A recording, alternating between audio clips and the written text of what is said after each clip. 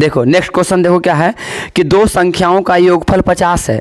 दो संख्याओं का योगफल 50 है एवं उसमें से एक संख्या दूसरी संख्या की 7/3 गुनी है। अच्छा, यहाँ पर संख्या की बात कर रहे हैं तो मान लेंगे, माना कि पहली संख्या बराबर क्या होगा x, इसलिए दूसरी संख्या क्या मान लेंगे, दूसरी संख्या y भी मान सकते हैं।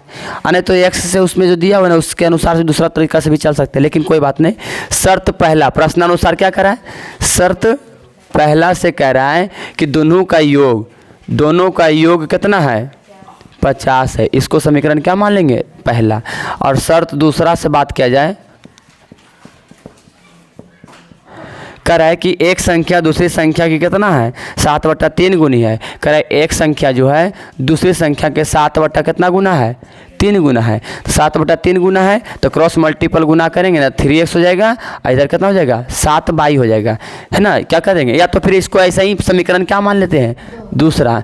देखो बहुत एक किसी का देखे ना तो क्या कर देना, उल्टा गुना कर दी, 7x अब बराबर 3y कर दी। देखो क्या की है हाँ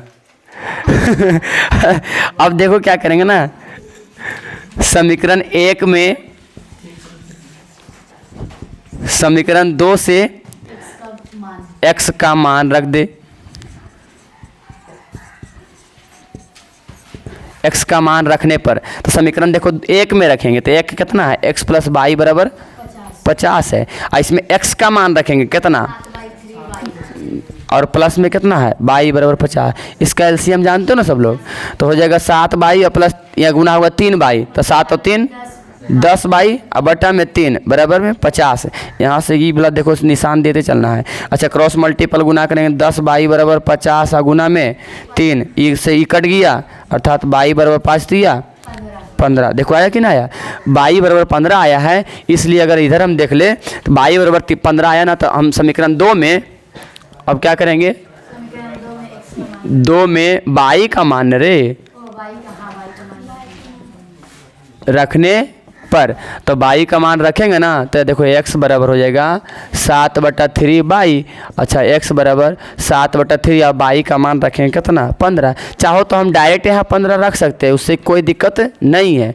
तो देखो 3 × 5 = 15, तो 7 गुना करेंगे, इसलिए x बराबर हो गया 7 × 5 = 35। ये x बराबर आ गया, यहाँ किसके बराबर आया y बराबर आया है।